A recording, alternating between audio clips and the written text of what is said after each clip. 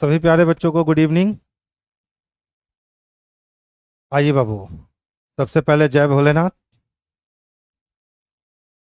चलिए स्टार्ट करते हैं हम लोग आज का कार्यक्रम। देखिए बाबू, आज हम लोग डे नंबर 11 वाले क्वेश्चंस को देखने वाले हैं और आज भी कुछ अच्छे क्वेश्चन हर रोज की तरह आपको देखने को यहाँ मिल सकते हैं, तो बस बने रहिए कंटिन्यू। देखिए कहता है ना, मुकेश के सामने की ओर दक्षिण दिशा है। तो सबसे पहले हम ट्रेडिशनल तरीके से सोचें तो मुकेश के सामने की ओर दक्षिण दिशा है और वो सीधे कितना चलता है तो 5 किलोमीटर। वहां से वो अपने दाईं ओर 90 डिग्री पर मुड़ता है और फिर से वो चलता है 5 किलोमीटर। ठीक है, फिर वो अपने बाईं ओर 45 डिग्री के कोण पे मुड़ता है। यहीं से मेन चैलेंज शुरू होता है। तो ध्यान से देखो, एक्चुअल में वो जा रहा है बेस्ट से, और बेस्ट से अगर 45 डिग्री का कोण अगर कोई लेगा यानी एंटी क्लॉक मूव करेगा 45 डिग्री, तो वो इस वाले एंगल पर आएगा। यानी अब से वो क्या कर रहा है कि इस वाले एंगल पे जा रहा है। कितना डिग्री जा रहा है तो 45 डिग्री, और कितना चलता है तो 3 किलोमीटर। चलो लो, हमने 3 किलोमीटर चला दिया। पूछता है अब वह अपनी वास्तविक स्थिति से किस दिशा में होगा। तो देख लो, इसकी वास्तविक स्थिति ये थी ना, तो वास्तविक स्थिति से सामने आएगा तो साउथ, और वास्तविक स्थिति से सामने जाएगा तो वेस्ट। लेकिन इसको डायगोनल आना होगा यानी साउथ वेस्ट में जाना होगा, तो आंसर कहेंगे सर साउथ वेस्ट दिशा होगा, ऑप्शन नंबर ए। अब जिस तरह से हम लोग बनाते हैं क्या उस तरह से ये बनेगा? तो हाँ मेरे भाई, बिल्कुल बनेगा। देख लो क्या कहता है, वो अपनी वास्तविक स्थिति से किस दिशा में है। तो दक्षिण की ओर जाते जाते 5 किलोमीटर सीधा चल के जब वो दाईं ओर मुड़ा तो पश्चिम की ओर गया, और 5 किलोमीटर चल के फिर अपने बाईं ओर 45 डिग्री मुड़ा। तो पश्चिम से अगर 90 डिग्री मुड़ता तो दक्षिण, और 45 डिग्री मुड़ता तो दक्षिण पूर्व, दक्षिण पश्चिम। तो ये दक्षिण पश्चिम कटने को तैयार नहीं है, तो आंसर हमारा साउथ वेस्ट हो जाएगा। हम लोग वहीं से वहीं इसको बना सकते थे। कितने लोग का जवाब आया था? सिर्फ रेहान का जवाब आया था, बहुत बढ़िया। अच्छा देखिए, तो ध्यान से देखिएगा तो क्या दे रखा है, टी के जे, एल एल के, जे एन जे, के एल जे, एल टी के, एल और टी, यही समीकरण है। पूछता है सर निम्नलिखित अक्षर श्रृंखला में अक्षर युग्म जे के एल इस प्रकार कितनी बार आया है जिसके बाद एन आता है। यानी जे के एल के बाद हमें एन की तलाश करनी है। पूरा कंसंट्रेशन का गेम है। देख लो, जे के बाद के नहीं, जे के एल के बाद एन नहीं, जे के एल नहीं, जे के एल नहीं, यानी आंसर क्या हो जाएंगे तो 0 हो जाएंगे। यानी ऑप्शन नंबर डी इसके लिए सबसे बेस्ट और परफेक्ट आंसर बनने वाला। देख लो, 7 व्यक्ति हैं, मयंक, मंजीत, महेश, जितेंद्र, सुमन, जीतू और जीवन। एक वृत्ताकार मेज के चारों ओर बैठे हैं। तो सबसे पहले एक सर्किल कर लेना।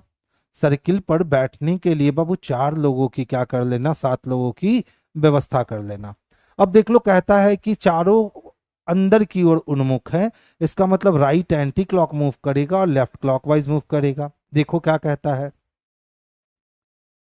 अच्छा, और कुछ बाहर की ओर भी उन्मुख है। अच्छा क्वेश्चन है, यानी कुछ लोग कहाँ देखने वाले हैं तो अंदर देखने वाले हैं, और कुछ लोग हैं ना जो बाहर देखने वाले हैं। ये सिटिंग तो इंटरेस्टिंग सिटिंग होने वाली है। ध्यान से देखो क्या कहता है, सुमन अनंत की ओर उन्मुख है। तो कोई सुमन है जो किसकी ओर, तो अंदर की ओर उन्मुख है। तो सुमन कहाँ देख रहा है तो अंदर की ओर उन्मुख है। और मयंक के दाईं ओर चौथे स्थान पे है। तो मयंक को अगर हम यहां रखेंगे तो मयंक अंदर देखेगा फिर भी दाएं चौथा, और मयंक बाहर देखेगा तो पहला दूसरा तीसरा हो पाएगा। यानी हम मयंक को अभी रख नहीं सकते हैं, 7 ही लोगों की व्यवस्था है। तो जहां भी मयंक होगा उसके दाएं पहला दूसरा तीसरा और ये चौथा कौन होगा तो सुमन होगा। हमने छोड़ दिया, आगे चल दिए। मयंक जीतू के बाईं ओर दूसरे स्थान पर बैठा है, और जहां भी जीतू बैठेगा, कौन बैठेगा बाबू, जीतू बैठेगा, उसके बाईं ओर पहला नहीं दूसरा स्थान किसका होगा तो मयंक का होगा। तो मयंक जीतू के बाईं ओर दूसरे स्थान पर बैठा है, और जीतू बाहर की ओर देख रहा है। नहीं, जीतू का मुख जो है वो कहाँ है तो बाहर की ओर है। अभी तक कोई और क्लू नहीं मिला है। और जीवन के निकटतम बाएं बैठा है, तो और किसके लिए तो मयंक के लिए। यानी मयंक कहाँ बैठा है और यहां है, तो और किसके लिए तो जीतू के लिए। तो जीतू कहां बैठा है तो जीवन के निकटतम बाएं। जहां भी हम जीवन को रखेंगे उसके निकटतम बाएं किसको रखना होगा, तो जीतू को रखना होगा। देख लो बाबू, अभी कोई भी कंफर्मेशन हमें नहीं मिले हैं तो हम आगे चाहते जाएंगे। कहता है जीवन सुमन के दाईं ओर तीसरे स्थान पे है। अब अगर ये सुमन है तो इसके दाईं ओर पहला, दूसरा और तीसरा। ये किसका पोजीशन है, तो जीवन का पोजीशन है। अब देखिए जीवन से कौन जुड़ेगा, तो जीतू। तो जीवन के बाएं में जीतू है, या तो जीतू यहां हो सकता है या तो जीतू वहां, छोड़ दीजिए। अब कहता है मंजीत मयंक और जीतू का निकटतम पड़ोसी नहीं है। तो मंजीत किसका किसका पड़ोसी नहीं है, तो ना तो मयंक का पड़ोसी है ना जीतू का पड़ोसी है। तो इस लाइन को हम यहीं अभी रहने देते हैं, हम आगे जाते हैं।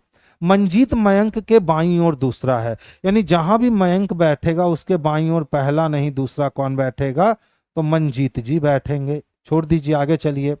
मंजीत मयंक के बाईं ओर दूसरे स्थान पर बैठा। नरेश जीतू के दाईं ओर तीसरे स्थान पे। तो जहां भी जीतू बैठा था उसके दाएं पहला, दूसरा और तीसरा स्थान किसका था, तो नरेश का था। चलिए आगे चलिए। कहता है इनमें से कौन मयंक का निकटतम पड़ोसी है। अब जितना भी काम करना है हमें ही करना है, और आपके ये पूछे गए प्रश्न है, मैंने ये प्रश्न बाहर से नहीं ले रखा है, ये प्रश्न आपके प्रीवियस पेपर में आए हुए प्रश्न है, आपके एग्जामिनेशन में पूछे हुए प्रश्न है। तो देख लो ध्यान से। सबसे कमजोर कड़ी कौन है, जीवन। तो जीवन के तुरंत बाएं जीतू है। हम सबसे पहले मानते हैं कि सर जीवन का फेस जो था ना वो अंदर की ओर था, तो ये इसका दायां और ये इसका बायां, तो ये आ गया कौन, तो जीतू आ गया। कौन आया, जीतू आया। और हमें पता है कि जीतू के बाएं में दूसरा कौन है, तो मयंक है। तो जीतू का दायां और जीतू का बायां, तो जीतू का बायां हो नहीं सकता, तो जीतू बाहर देखेंगे तो पहला और दूसरा यहाँ कौन हो सकता है, तो मयंक हो सकता है। अब देखिए मयंक के बारे में क्या था कि मयंक जो था वो मंजीत के दाएं दूसरा था।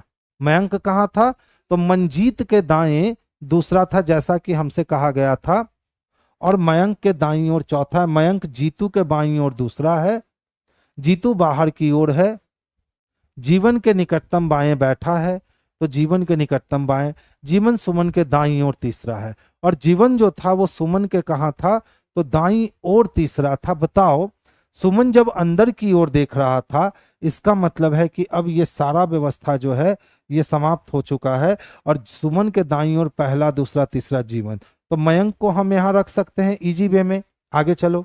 मंजीत मयंक के बाईं ओर दूसरा है। अच्छा बताओ, मयंक के बाईं ओर जाने के लिए मयंक को बाहर देखना होगा, तभी ये दायां और ये बायां, तो पहला नहीं दूसरा। यहां कौन आने वाला था, तो मंजीत जी आने वाले थे। कौन थे, तो मंजीत जी आने वाले थे। काफी तगड़ा क्वेश्चन है, ठीक है। अब ध्यान से देखोगे, मंजीत के बाएं में मयंक है दूसरा, दाएं में, तो मंजीत को बाहर रखेंगे तभी मंजीत के दाएं में मयंक हो सकता है। नरेश जीतू के दाईं ओर तीसरे स्थान पे, तो जीतू का दायां पहला, दूसरा और तीसरा, नरेश नहीं है। तो जब नरेश जीतू के दाएं तीसरे स्थान पे है, नरेश जीतू के दाईं ओर तीसरे स्थान पर नहीं है, तो फिर नरेश के लिए या तो ये पोजीशन या तो ये पोजीशन, दो पोजीशन है। अब हमने कहा था कि मंजीत जीतू, मयंक और जीतू का निकटतम पड़ोसी नहीं है, तो मंजीत किसका किसका पड़ोसी नहीं है, तो ना तो मयंक का पड़ोसी है ना ही जीतू का पड़ोसी है, एडजस्ट हो चुका है। अच्छा एक देख लो और क्या कहा है यहाँ पे, नरेश के बारे में कहा है कि जीतू के दाएं तीसरा कौन है, तो नरेश नहीं है। तो जीतू के दाएं तीसरा नरेश नहीं। अभी भी दो ऑप्शन और बचे हुए हैं। सुमन के बाएं पहला, दूसरा, तीसरा, पहला, दूसरा, तीसरा, और तो कुछ कह नहीं रखा है जी। पूछ रहा है इसमें से कौन मयंक का निकटतम पड़ोसी है, तो एक मयंक का निकटतम पड़ोसी तो जीवन है। अब मंजीत हो नहीं सकता, सुमन हो नहीं सकता, जीतू हो नहीं सकता, देख लो जीवन। अब देख लो बच्चे, जो बच्चे ध्यान से समझिएगा, जो बच्चे इस सिटिंग को पूरा करने के लिए मेहनत करते कि यहाँ पे किसको बैठाएं, उसके लिए मेहनत कर लो, तब क्वेश्चंस का आंसर देंगे, तो उनको समय ज्यादा लगता। इस तरह के रेलवे में बहुत प्रश्न पूछे गए हैं जिसमें एक क्लू को मिस कर दिया गया, जिसके कारण ऐसी व्यवस्था बनी। लेकिन इतना ही व्यवस्था में हमारा आंसर हमको मिल रहा है कि सर जीवन जो है ना वही किसके बगल में बैठा है, तो मयंक के बगल में बैठा है। तो ऑप्शन किसको लगा लेंगे, तो ऑप्शन नंबर डी को लगा लेंगे। नेक्स्ट देखो, कहता है निम्नलिखित ए बी सी कथन तीन समुच्चय में उस समुच्चय का चयन कीजिए जिसमें तीसरा कथन पहले दो कथन का तार्किक निष्कर्ष है। तो कहता है कुछ कारें सुजुकी हैं और सभी सुजुकी एमपीवी हैं। अब कहता है कुछ कारें एमपीवी हैं, ठीक है, यही तो हो गया। देख लो, जितना भी कार था, कुछ कार क्या था तो सुजुकी था, और सभी सुजुकी जो थे वो क्या थे तो एमपीवी थे, ठीक है। अब तीसरे को तो कंक्लूजन बनाना है, क्योंकि कहा है उस समुच्चय का चयन कीजिए जिसमें तीसरा कथन पहले दो कथनों का तार्किक निष्कर्ष है। तो पहला कथन और दूसरा कथन ये मिला, इससे हमें ये वेन प्राप्त हुए। और तीसरा कथन कहता है कुछ कार एमपीवी है, तो देख लो कार का कुछ हिस्सा एमपीवी है, यानी ए नंबर ही सही है, आगे जाने की जरूरत हमें बिल्कुल नहीं है। गुड इवनिंग बाबू। देखिए क्या कहता है, सभी पुरुष मनुष्य हैं, जितने भी पुरुष थे ये सभी के सभी पुरुष क्या थे, मनुष्य थे। कोई मनुष्य लाल नहीं है, तो कोई भी मनुष्य क्या नहीं है तो लाल नहीं है। कहता है कोई पुरुष लाल नहीं है, तो कोई पुरुष लाल नहीं है, ये भी सही है, क्योंकि पुरुष लाल हो ही नहीं सकते, यानी ए भी सही है और बी भी सही है। तीसरे को पढ़ते हैं, प्रत्येक पुरुष अपनी पत्नी से प्रेम करता है, यानी जितना भी पुरुष है ना, जितना भी पुरुष है वो क्या करता है तो अपनी पत्नी से प्रेम करता है, ठीक है। सभी पत्नियां सुंदर हैं, और सभी पत्नियां जो हैं वो सुंदर हैं। तो जितने भी पुरुष हैं किससे तो अपनी पत्नी से प्रेम करता है, अपनी पत्नी से प्रेम करता है। तो प्रत्येक पुरुष अपनी पत्नी से प्रेम करते, पत्नी करती है या नहीं पता नहीं। सभी पत्नियां जो हैं वो सुंदर हैं, इसका वेन ऐसे बनेगा, जितने भी पुरुष हैं वो सारी अपनी किससे तो पत्नी से प्रेम, पत्नी से प्रेम करते हैं। और फिर कहता है सभी पत्नियां सुंदर हैं, जितनी भी पत्नियां हैं वो क्या है सुंदर है। अब कहता है किसी भी सुंदर का पति नहीं है, तो कुछ सुंदर का तो पति दिख रहा है, इसका मतलब ये तीसरा गलत है। तो सही कौन है तो एक और दो सही है, यानी ऑप्शन नंबर बी बच्चा इसके लिए जो है ना वो सबसे बेस्ट और सबसे परफेक्ट आंसर है। तो आंसर हम लोग ऑप्शन नंबर बी को करेंगे। देखिए संख्या 58132745 में प्रत्येक विषम अंक को एक जोड़ा जाए और प्रत्येक सम अंक से एक घटाया जाए। इस प्रकार बनी नई संख्या में बाएं से दूसरे और दाएं से तीसरे अंक का योग। तो देखिए बाएं से दूसरा तो यही है और दाएं से तीसरा तो यही है। अब देखो उसने क्या कहा था कि प्रत्येक विषम अंक में आप एक जोड़ देना, तो 7 विषम अंक है तो एक जोड़ने पर 8 हो गया। और फिर कहा था प्रत्येक सम अंक में एक घटा देना, तो 7 हो जाएंगे। तो अब पूछता है इस प्रकार बनी संख्या में बाएं से दूसरा और दाएं से तीसरे अंक का योग कितना होगा। तो 8 और 7 को जोड़ेंगे मेरे भाई तो 15 हो जाएगा, और 15 ऑप्शन नंबर डी में स्पष्टता दे रखा है। तो आंसर हमारा ऑप्शन नंबर डी जो है यही सबसे बेस्ट और परफेक्ट आंसर जाएगा। ये वाला क्वेश्चन तो देख लो भाई एकदम हलवा था, ठीक है, ध्यान से समझोगे। अगर हम 19 में से 14 को माइनस करते हैं तो कितने आते हैं भाई तो 5 आते हैं, और 5 का स्क्वायर चढ़ा ले तो 25 मिल जाते हैं। बोलो हो जाएंगे। इसी तरह से अगर 16 ले ले और 16 में अगर हम 12 को माइनस कर दे तो कितने मिलेंगे तो 4 मिलेंगे, और 4 का स्क्वायर कर लोगे ना तो 16 हो जाएंगे। देख लो मिल गए। तो अगर 30 में से हम 24 घटाएं तो 6 और 6 का स्क्वायर 36 होता है। 24 में से अगर 19 घटाएं तो 5, 5 का स्क्वायर 25 होता है। 21 में से 17 घटाएं तो 4, 4 का स्क्वायर 16 होता है। अब डी नहीं काट सकते हैं, आंसर हो गया। देख लो 18 में से 14 घटाओगे 4 और 4 का स्क्वायर 16 होता है। तो ऑप्शन नंबर डी जो है ये आसानी से हो जाएगा। क्वेश्चन नंबर 5, अरे बाबू देख कुछ नहीं कहा था।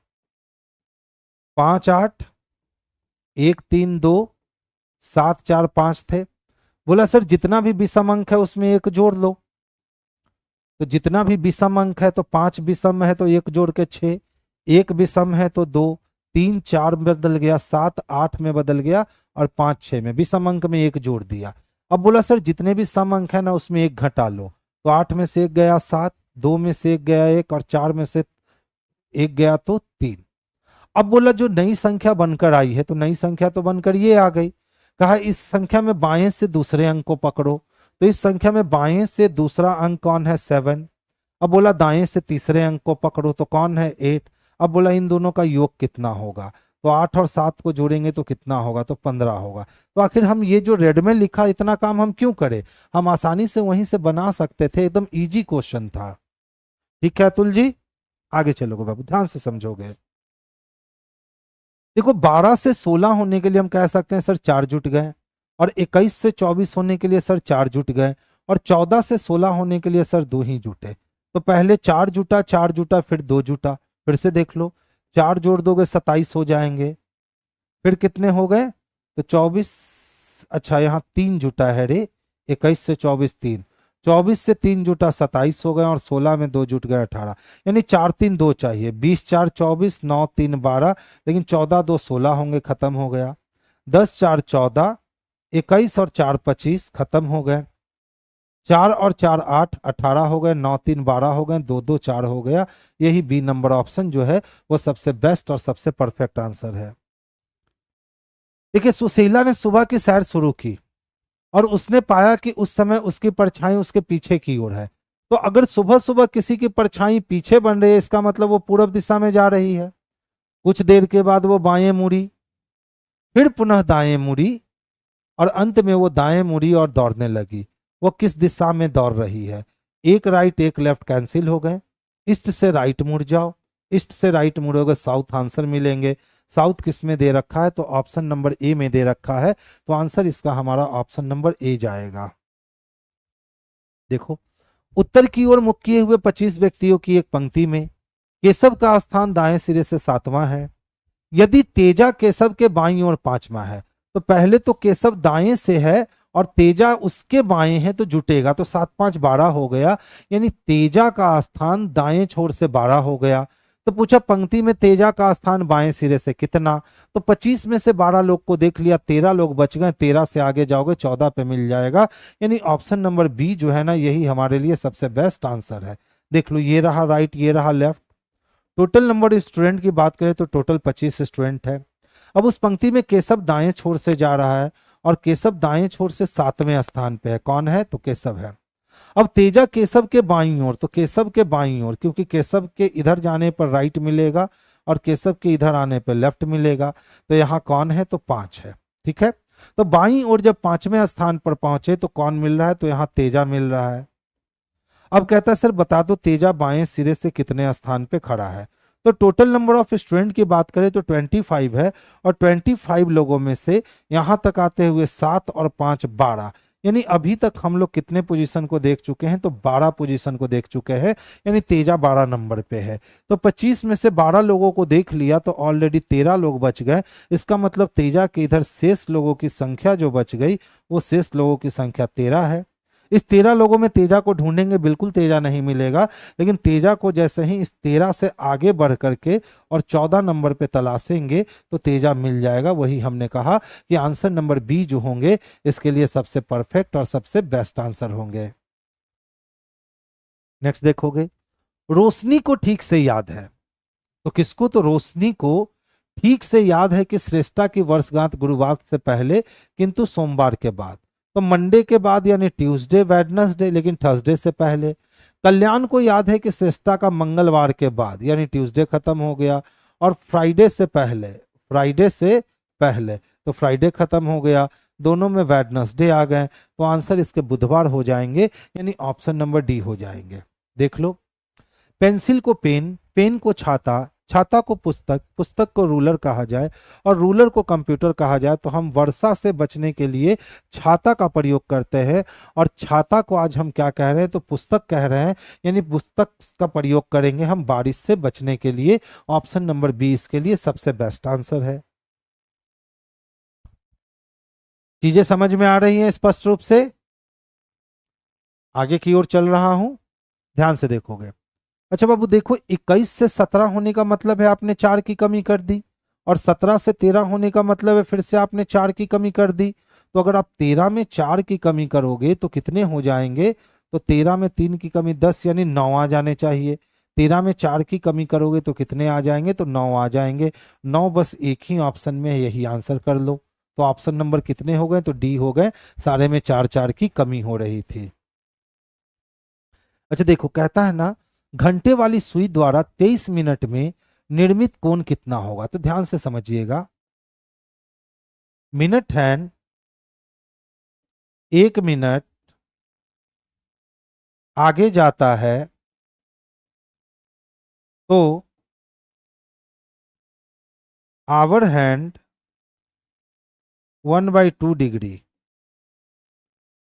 आगे जाता है। ये बात बस याद रख लेना। फिर इस टाइप का क्वेश्चन है ना, कितना भी मिनट में पूछ दे घंटे की सुई कितना चली, आप हंसते हुए जवाब दे सकते हो। तो हमेशा याद रखना, जितना मिनट चलेगा ना बाबू, उसका आधा डिग्री के रूप में घंटा चलेगा। तो कहता है घंटे वाली सुई द्वारा 23 मिनट में निर्मित कोण। तो जब मिनट की सुई 23 मिनट चली है, तो घंटे की सुई 23 का आधा चलेगी। 23 का आधा 11.5 डिग्री होता है। 11.5 डिग्री ऑप्शन नंबर सी में दे रखे हैं। तो आंसर आपके ऑप्शन नंबर सी हो जाएंगे। एकदम ही दमदार क्वेश्चन होता ही नहीं है। जब भी घंटे की सुई द्वारा निर्मित कोण की बात करें, तो जितना मिनट चला है मिनट का आधा कर देना, आपको आंसर मिल जाएंगे। देखो, एक ही पासे को 2 दफा घुमाया है। कहता है सर एक ही बॉक्स के 2 अभिविन्यास दिखाए गए हैं, खुले होने पर यह बॉक्स कैसा दिखेगा? तो ध्यान से समझोगे। देखो, सबसे पहले देख लो दोनों बॉक्स में क्या है। तो दोनों बॉक्स की अगर हम बात करें तो दोनों में कुछ भी कॉमन नहीं है, और इसमें 8 भी दे रखा है। इसका मतलब है कि भैया इसमें हमको सामान्य पासा, मानक पासा और साधारण पासा की बात नहीं करी जाएगी। तो देख लो ध्यान से, 6 से कैसे चलने पर क्लॉकवाइज चलने पे 7 आया। तो 6 और 7 यहाँ अपोजिट सतह पे है, यहाँ 6 और 7 साथ में है। तो जो साथ में है वो अपोजिट हो ही नहीं सकता, खत्म। अब देख लो, 6 के अपोजिट में 8 हो सकता है। 7 और 4 देख लो बगल में है, और यहाँ 7 और 4 अपोजिट है, खत्म हो गया। अब देख लो, 5 और 6 साथ में नहीं, 3 और 7 साथ में नहीं, 6 और 8 साथ में नहीं, 6 और 4 साथ में नहीं, ये बनेगा। फिर से देख लो, 6 8 अपोजिट हो सकते हैं, 3 और 4 अपोजिट हो सकते हैं, 7 और 5 अपोजिट हो सकते हैं। 2 ऑप्शन बनने को तैयार हैं। अगर हम यहाँ पे मोड़े तो 4 आ सकते हैं। तो 4 और 7 जब साथ में है, तो 4 और 7 को साथ में रख सकते हैं। देख लो, 4 और 7 यहाँ साथ में है। अगर यहाँ पे हम 4 को यहाँ रखते हैं और इधर 8 को मूव करते हैं, तो पीछे 6 जाएगा और इधर 5 आएगा, ऊपर से 7, यानी 2 बन रहे हैं। डी भी बन रहे हैं और सी भी बन रहे हैं, और ऑप्शंस का ऑप्शन नहीं दिया गया है। तो इस कंडीशन में बाबू आंसर किसको लगा लेना? तो इस कंडीशन में आंसर सी को लगा लेना, क्योंकि हमारा 7 और 8 भी, पहला भी दूसरा भी बन रहा है और हमारा चौथा भी बन रहा है। देख लो, कोई भी कटने को रेडी नहीं हो रहा है। ठीक है, 5 की बात करें तो 5 के बगल में 3 और 8 है, तो 5 के बगल में 3 और 8 जा सकते हैं। यहाँ 5 की बात करें तो 5 के बगल में 3 आ सकता है, 8 आ सकता, दोनों डाइस बनेंगे, यानी सी और डी दोनों बनेंगे। तो इस क्वेश्चन में आंसर क्या रखना? सी। 3 और 8 अपोजिट है, कहाँ 3 और 8 अपोजिट दिख गया रे? देखिए, तो 3 और 8 साथ में है। ठीक है, अगर मानक पासा होता तो हम लोग मानक पासा की ओर देख लेते, लेकिन ये मानक पासा भी नहीं है और 3 8 अपोजिट भी नहीं है। अच्छा, ध्यान से देखोगे तो जे के बाद एक गैप करके एम दिखता है क्या? जे के बाद एक गैप करके यहां भी एम दिखा, उसके बाद एक गैप करके बी दिखता है, यहां एम के जस्ट बगल में बी। तो एम डबल बी ए, तो एम डबल बी ए के बाद डी, तो एम डबल बी के बाद डी। अच्छा देखो, तो यहां डी के बाद जे दिख रहे हैं, तो डी के बाद जे रख लो, तो जे के बाद यू चाहिए, यानी J U M double B A D, J U M double B A D, J U M double B A D. क्या बाहर निकल कर आता है? तो U B D J M B U B A. देख लो, है किसी में? U B D J M B खत्म, U B D J M B U खत्म, यू बी एम है, U B D J M B U B A. Option number D में स्पष्टता देखने को मिल रहा है। तो आंसर हम लोग किसको लगाएंगे? तो ऑप्शन नंबर डी को लगाएंगे, जो सबसे बेस्ट आंसर होगा। मनीषा, बनाने का टाइम दें बाबू, इसीलिए तो पीडीएफ पहले अपलोड करवा देते हैं ना, इसीलिए बाबू पीडीएफ क्या करते हैं ना, पहले अपलोड करवा। देखो, ध्यान से समझोगे, कोई भारी बात नहीं है।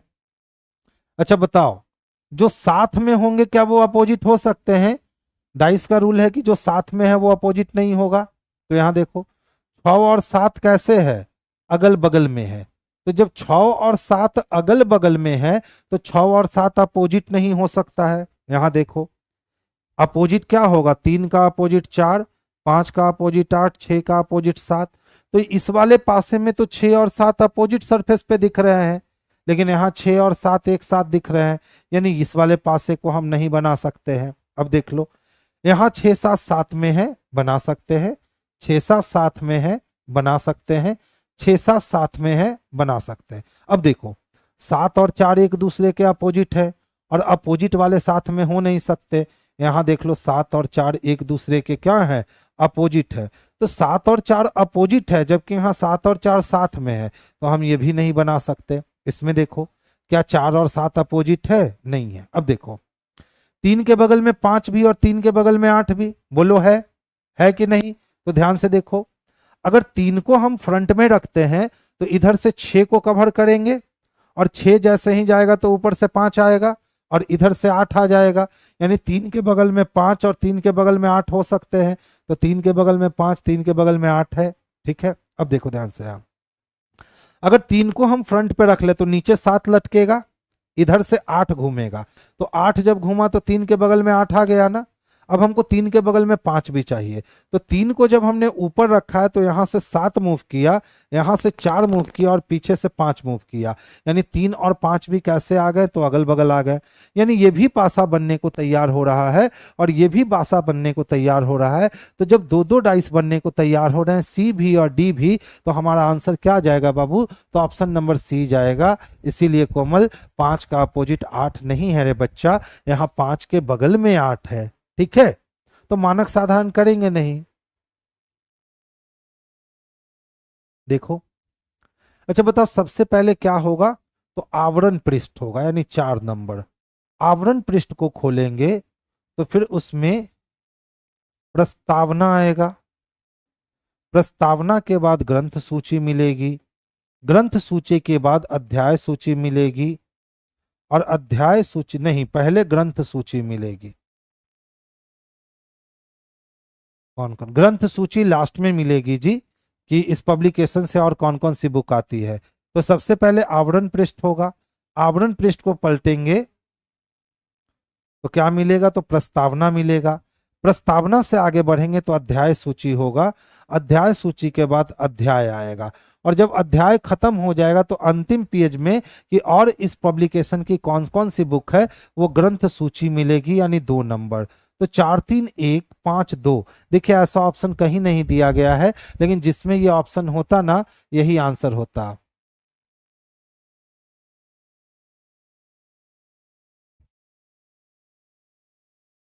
पांच 8 साइड शेयर करते हैं, और 6 4 तो अपोजिट साइड में दिया है सी में। बाबू देखना 6 4 अपोजिट कहाँ है रे, हा। हम्म, हम तो इसी को देख कर रह गए, जिसको तो देखे ही नहीं कि 6 और 4 निकटवर्ती है, जबकि 6 और 4 यहाँ अपोजिट है। It's my mistake. बहुत बढ़िया। अच्छा देख लो भाई, रीजनिंग की फाउंडेशन बैच 27 जुलाई से, अभी तक इसमें मात्र एक ही क्लासेस हुए हैं। इसमें कितने हुए हैं, तो एक क्लास हुए हैं, वो एक क्लास सैटरडे को इंट्रो क्लास हुए हैं। तो जो भी बच्चे आपके मित्र बंधु हैं, आप उनको अच्छे जगह भेजना चाहते हो तो सुबह में 9 से 10 किसान कोल्ड स्टोर वाले ब्रांच पे भेज सकते हो, ठीक है। देखो ध्यान से समझोगे, ये पान का पत्ता पहले कहाँ था, तो इस वाले डायरेक्शन को देख रहा था, फिर उसने इस वाले डायरेक्शन को देखा, फिर उसने इस वाले डायरेक्शन को देखा। तो इस बार तो तय है ना कि ये कहाँ आने वाला है, तो ये ऊपर आने वाला है, यानी ये वाली ऑप्शन, ये वाली ऑप्शन कैंसिल हो गई। अब बच गए हमारे पास कितने, तो 2 ऑप्शन। तो देखो तो इस कॉर्नर से इस कॉर्नर पे आया, फिर कितना छोड़ दिया, तो पहले 2 पे रुका, और फिर 1 2 3 4 पे रुका। तो जब 2 पे रुका, 4 पे रुका, तो अब या तो 6 पे रुकेगा या तो 8 पे। अगर 6 पे रोकेंगे तो यहाँ, और 8 पे रोकेंगे तो यहाँ। अब सवाल उठता है कि सर एच चाहिए या जे चाहिए। तो ध्यान से देखो, 1 से 2 आगे बढ़े तो कौन मिला, 4। 4 में 3 आगे बढ़े तो कौन मिला, तो 7। अब 7 में कितना भरेंगे, तो 4 आगे बढ़ने है चाहिए, ए है, डी है और जी है, ठीक है। यानी 1 है, 4 है, 7 है, तो अगला वाट तो कितने बढ़ गए हैं, तो 3 आगे, फिर कितने, 3 आगे, तो अब 7 में 3 आगे बढ़ाऊंगा तो 7 3 10 यानी जे के लिए मिलेगा। ऑप्शन नंबर डी आंसर हो गए और ऑप्शन नंबर सी जो है ना ये बिल्कुल हमारे गलत आंसर हो गए। नेक्स्ट वन देखोगे, यदि अर्पिता, कौन, तो अर्पिता प्रीतम की पत्नी की मां के पति की इकलौती पुत्री है, तो किसकी पत्नी, तो प्रीतम की कोई पत्नी है, ठीक है, उसकी मां के पति की इकलौती पुत्री है, ये इकलौती पुत्री है। तो जैसे ही ये इकलौती पुत्री हो गया यानी ये वाली महिला और ये वाली महिला सेम हो गई। अब पूछता है तो अर्पिता का प्रीतम के पुत्र से क्या संबंध है, तो अर्पिता जो है ना बाबू वो प्रीतम के किससे, तो पुत्र से, तो प्रीतम के पुत्र की ये माता हो जाएगी। यानी ऑप्शन नंबर ए जो है यही हमारे लिए सबसे बेस्ट आंसर हो जाएंगे, ठीक है। नेक्स्ट वन देखिए, सभी चमगादड़ पक्षी हैं, जितने भी चमगादड़ थे ये सारे के सारे क्या थे, तो पक्षी थे। अब कहता है कुछ चूहे चमगादड़ हैं और कुछ चूहा जो है ना वो क्या है, तो चमगादड़ है, कुछ चूहा चमगादड़ है। कहता है सर दो स्टेटमेंट है, आप कंक्लूजन निकालो। कुछ चूहे पक्षी हैं, तो देख लो चूहा का कुछ हिस्सा पक्षी दिखता है, पहला सही है। कुछ पक्षी चमगादड़ हैं, तो देख लो पक्षी का कुछ हिस्सा चमगादड़ भी दिखता है।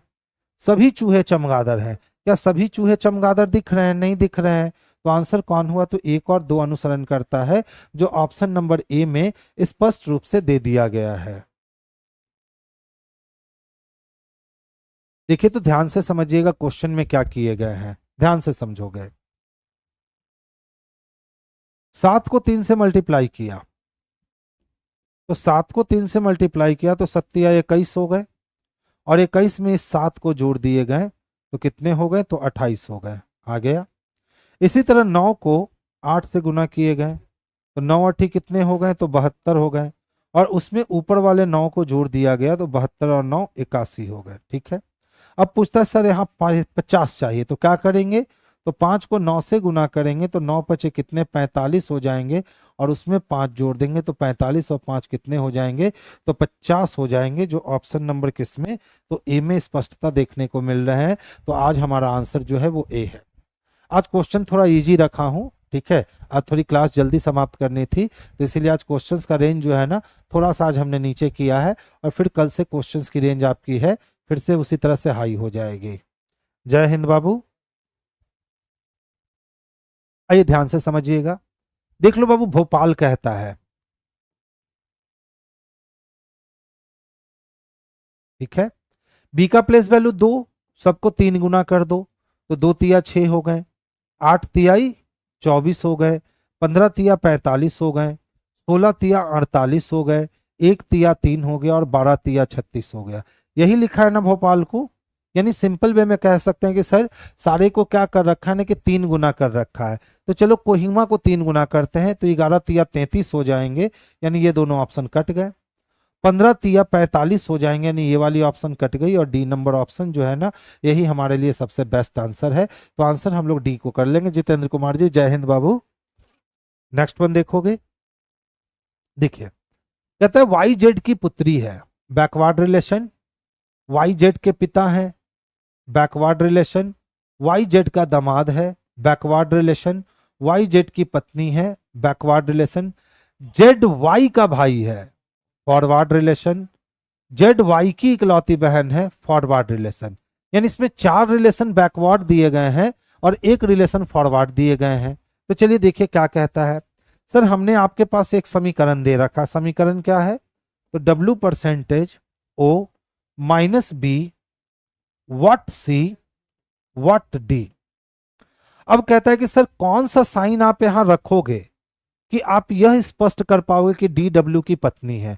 यानी डी को भैया वाइफ बनाना है किसका, डब्ल्यू का। डी को क्या बनाना है, डब्ल्यू का वाइफ बनाना है। तो ध्यान से समझोगे, देखो अगर ये मैं हूं तो ये मेरे दामाद हैं, वो मेरे क्या है, तो दामाद है, क्योंकि बाद वाला शख्स, अच्छा पहले वाले शख्स को दर्शा रहा है।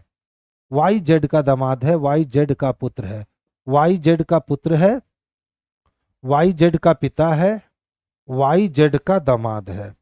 अभी तो लोचा हो जाता जी। वाई जेड का दामाद है। और फिर क्या कहता है, वाई जेड की पत्नी है, वाई जेड की पत्नी है, जेड वाई का भाई है, जेड वाई का भाई है, और जेड वाई की इकलौती बहन है, तो जेड वाई की इकलौती। खूबसूरत क्वेश्चन है, देख लो ध्यान से समझोगे। अब हमें प्रूफ क्या करना है कि डी डब्ल्यू की पत्नी है। तो अगर हम हैं तो हम किसके दामाद हैं, तो हम जेड के दामाद हैं, तो हम ओ के दामाद हैं। इसका मतलब वो मेरा सास या ससुर है, तो मेरे सास या ससुर का बेटी प्रूफ करना पड़ेगा डी को। अब देख लो, माइनस क्या कहता है कि मेरे सास या ससुर की पत्नी है बी। तो जब ये पत्नी है, इसका मतलब है कि ये मेरी सास है और ये मेरे ससुर है, तो सास को पकड़ लिए। अब सास को क्या होना पड़ेगा कि सास को मां होना पड़ेगा, ठीक है, सास को मां होना पड़ेगा। तो चलिए हम यहां पे किसको रखते हैं, तो प्लस और हैश को रखते हैं। तो देख लो, तो ध्यान से समझोगे। अगर हम हैश की बात करें तो ये मेरी इकलौती बहन हो गई सी, और मेरी इकलौती बहन, मेरी इकलौती बहन कभी पुत्र हो पाएगी, नहीं हो पाएगी, क्योंकि अगर यहां हैश रखे तो हैश क्या कहता है कि जेड वाई की इकलौती बहन, यानी हम जो है ना वो सी की इकलौती बहन है। तो सी जो है ये पुत्र है बी का, तो सी जब पुत्र है बी का तो बी मेरा भाई या बहन, मेरे पापा या मम्मी, और ये जो है वो पत्नी है, इसका मतलब ये पापा और पापा के दामाद। तो पापा के जो दामाद होंगे वो मेरे पति होंगे, क्योंकि हम इकलौती हैं। यानी ऑप्शन नंबर ए ही इसको प्रूफ कर दे रहा है कि डी जो है ना वो डब्ल्यू की पत्नी है। अच्छा वाला प्रश्न था। अब ध्यान से देखोगे, कहता है सर 4 से 5 के मध्य कब मिनट वाली सुई घंटे की सुई से ठीक 15 मिनट पीछे होगी। तो 4 से 5 की बात कर रहा है, और मिनट हैंड को किसको, तो मिनट हैंड को 15 मिनट पीछे जाने की बात कर रहा है। तो पीछे का मतलब माइनस करना। तो 4 को अगर मिनट के रूप में तोड़ेंगे तो ये 20 मिनट होगा। बोलोगे सर कैसे, तो देख लो, घड़ी में 12, 1, 2, 3 और 4 होते हैं ना, तो 1 को हम लोग 5 मिनट कह के बोलते हैं, 2 को 10 मिनट कह के संबोधित करते हैं, 3 के लिए हम 15 मिनट कहते हैं, और 4 के लिए हम लोग ऑलरेडी 20 मिनट कहते हैं। ठीक है, तो सबसे पहले बड़े वाले अंक को 20 मिनट में तोड़ दो, 4 को, पहले अंक को। अब पीछे बोला है तो माइनस कर दो, तो कितना बोला है पीछे, तो 15, तो 15 माइनस कर दो, तो कितने हो गए, 5 हो गए। अब इसमें गाड़ी का चाबी लगा दो, 12/11। जब इससे कैलकुलेट करोगे तो ये 12×5 = 60 हो जाएंगे, यानी 60/11 हो जाएगा। भाग लगा दो, 11×5 = 55 हो गए, बच गए 5। समय उतार लो, यानी 4:05.5/11 मिनट पे वो समय आ जाएगा। ऑप्शन नंबर ए में दे रखा है, तो आंसर इसका हमारे लिए ऑप्शन नंबर ए हो जाएगा 23 का। बहुत बढ़िया। नेक्स्ट वन देखोगे, देखिए कहता है 15 अगस्त 1947 को, तो बेस किसको बना लोगे, तो 1946 को। 19वीं सदी का कोड 1 हुआ, 7 छक 42 खत्म हो गए, 4 बचा। ठीक है, 11 चको 44, तो 11 बच गए, छोड़ दो। अगस्त तक जाने हैं, तो जुलाई तक जाओगे तो 2 लोगे, जुलाई तक जाओगे तो 2 लोगे, और अगस्त में 1 लोगे। तो देखो 11 2 13, 13 1 14 खत्म हो गए, 4 1 5। 5 कहने का मतलब है कि शुक्रवार का दिन बचेगा। तो आंसर किसको लगाओगे, तो फ्राइडे को लगाओगे। तो आंसर क्या हो गए हमारे पास, तो आंसर फ्राइडे हो गया। आगे चले, देखो कहता है ना 1999 का कैलेंडर, तो हमेशा याद रखना लीप ईयर का कोई कैलेंडर जो है ना वो आगे जाने पर 28 साल जोड़ने पर रिपीट करेगा, और पीछे आने पर 28 साल घटाने पर रिपीट करेगा। अगर कोई कैलेंडर लीप ईयर +1 का है तो आगे जाने पर 6 साल जोड़ दो, रिपीट कर जाएगा, पीछे आने पर 11 साल घटा दो, रिपीट कर जाएगा। यदि कोई कैलेंडर लीप ईयर +2 का है तो आगे जाने पर 11 साल जोड़ दो, रिपीट करेगा, पीछे आने पर 11 साल घटा दो, रिपीट करेगा। अगर कोई कैलेंडर लीप ईयर +3 का है तो आगे जाने पर 11 साल जोड़ दो, रिपीट करेगा, पीछे आने पर 6 साल घटा दो, रिपीट करेगा। इसको कहते हैं रिपीटेशन ऑफ कैलेंडर। और इस रूल का यूज हम तभी करते हैं जब होल कैलेंडर की बात होती है। हाँ, अगर यही कह देता कि 5 जनवरी 1999 को सैटरडे था तो पुनः किस वर्ष में 5 जनवरी को सैटरडे होगा। तो इस वाले क्वेश्चन के लिए ये ट्रिक नहीं बना है, हमेशा याद रखोगे। इस वाले क्वेश्चंस के लिए ये वाली ट्रिक जो है नहीं बनी है। ये वाली ट्रिक के लिए है कि प्रत्येक 4 साल पे 5 शेष दिन बनते हैं, उसके लिए ये बना है। तो ये तब के लिए बना है जब होल कैलेंडर की वो बात करे। तो देखो यहाँ पूरे कैलेंडर की बात हो रही है। अगर आप 1999 की बात करते हो तो 1999 क्या है, तो सर लीप ईयर +3 है, यानी इसमें आपको 3 साल ऐड कर देने चाहिए। जब आप इसमें 3 साल ऐड करोगे तो देख लो, तो 9 3 कितने हो गए, तो 10 11 12, यानी 2002 हो जाएंगे। ओहो 3 साल जोड़ रहा हूं, कितने, लीप ईयर +3 है तो 11 साल ऐड करोगे। 9 1 10 का 0 हाथ में 1, 9 1 10 1 11 का 1 हाथ में 1, 19 से 1 20, 2010 चाहिए। क्या ऑप्शन में 2010 है? नहीं है, आगे बढ़ जाओ। 2010 क्या है बाबू, तो ये लीप ईयर +2 है, +11 कर लो, 1 का 1 1 1 2, 2021 चाहिए। ऑप्शन में दे रखा है क्या? नहीं दे रखा है सर, आगे बढ़ जाओ। 2021 क्या है, तो लीप ईयर +1 है, कितने बढ़ोगे, 6 बढ़ोगे, 21 में 6 जोड़ोगे 2027 आएंगे। 27 दे रखा है क्या? हाँ सर दे रखा है, तो ऑप्शन नंबर ए ही इसके क्या हो गए, तो आंसर हो गए। आगे चले, 4 से 5 के बीच कब 30 डिग्री का कोण बनेगा? बाबू कुछ नहीं करो, 4 20 मिनट है ना, 20 मिनट में आप 30 मिनट जोड़ दो, तो 20 और 30 कितने हो गए, 50, 50 को 12/11 से गुना कर दो, बस आंसर हो जाएंगे। 4 से 5 के बीच में कितने मिनट का कोण चाहिए, 30 मिनट का चाहिए, यही ना चाहिए, कितने मिनट का चाहिए, अच्छा 30 डिग्री का चाहिए, कितने का चाहिए, 30 डिग्री का चाहिए। अच्छा ध्यान से समझोगे, 30 डिग्री की अगर वो बात कर रहा है तो कुछ नहीं करना, इसको भी आप डिग्री के रूप में ही चेंज कर लेना। तो इसको कहने का मतलब कितना है कि 120 डिग्री। अब 120 डिग्री अगर घड़ी जन्म लिया है तो 30 डिग्री का कोण वो 2 बार बनाएगा, एक बार माइनस करके एक बार प्लस करके। तो कुछ मत करना, एक बार 30 दूना 60 डिग्री माइनस कर देना और एक बार इसमें 60 डिग्री जोड़ देना इसमें, ठीक है। और उसके बाद जितने आएंगे ना उसको 12/11 से कैलकुलेट कर देना, आपके आंसर आ जाएंगे। इसके 2 2 आंसर आएंगे, ठीक है। इसके कितने आंसर आएंगे, तो 2 2 आंसर आएंगे, बस यही काम करना, एकदम आसानी से बन जाएंगे। देखो 4:35 पे न्यून कोण, तो 4 है 35 है, 4 का मतलब कितना मिनट होता है भाई, तो 20 मिनट होता है। 20 मिनट से 35 मिनट जाने हैं तो कितने लग जाएंगे, तो 30 और 5 15, 1 मिनट बराबर 6 डिग्री, तो 15 मिनट बराबर 90 डिग्री। और चूंकि आप घंटे से मिनट की ओर आ रहे हो तो मिनट के आधा को घटा देना, तो 35 का आधा हो गया 17.5 डिग्री। जब 90 डिग्री में 17.5 डिग्री निकाल दोगे मेरे भाई तो 72 डिग्री का कोण बन जाएगा, जो ऑप्शन नंबर ए में स्पष्ट रूप से दे रखा है। ये सारे जो क्वेश्चन है ना, ये आपके स्पीड बढ़ाने के लिए है। अगर मेरे अंदाज में बनाते हो तो आप बहुत स्पीड बना सकते हो और एक्यूरेसी इसकी कभी गड़बड़ाती नहीं है और आप कम समय में ज्यादा काम कर सकते हो। देखो कहता है 10 जनवरी 1990 को शनिवार था, तो 10 अक्टूबर 2000 को कौन सा दिन होगा? तो जब 10 जनवरी को रवि शनिवार है तो 10 अक्टूबर को भी शनिवार होगा, काम खत्म हो गया। 90 से 2000 जाने के लिए 10 साल का अंतर यानी 3, इस 10 साल में लीप ईयर की बात करें तो 92, 96 और 2000, यानी 3 लीप ईयर मिले तो कितने हो गए, तो 6 हो गए।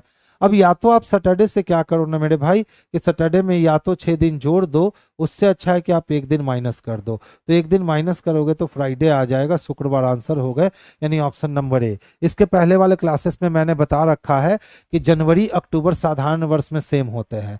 तो जब जनवरी और अक्टूबर साधारण वर्ष में सेम होते हैं तो 10 जनवरी को शनिवार है तो 10 अक्टूबर को भी शनिवार रहा होगा, शनिवार से शनिवार कैंसिल हो गए। अब 90 से 2000 जाने के लिए 10 साल लगेंगे, 10 साल में 7 निकाल दिया, 3 बचे, 3 लीप ईयर आएगा, 3 3 6, 6 दिन आगे जाओ, या उससे अच्छा है कि 1 दिन पीछे चले जाओ, सैटरडे से 1 दिन पीछे चले जाओ, आंसर फ्राइडे हो जाएंगे। देखो कहता है सर ए का ई से क्या संबंध है? तो अगर मैं ई हूं तो डी मेरा भाई है और मेरे भाई की जो माता होगी मेरी भी माता होगी, मेरे माता की बहन मेरी मौसी होगी और मेरे मौसी के पिताजी मेरे नाना जी होंगे, जो ऑप्शन नंबर ए में स्पष्टता देखने को मिल रहा है। तो आंसर इसका हम लोग ऑप्शन नंबर ए कर लेंगे। तो चलिए आज की सभा हम लोग यहीं बात बर्खास्त करते हैं, फिर हमारी मुलाकात कल होगी। आज थोड़ा थोड़ा समय की कमी थी मेरे पास, जिसके कारण आज मैंने क्वेश्चंस का लेवल जो है ना वो इजी रखा था।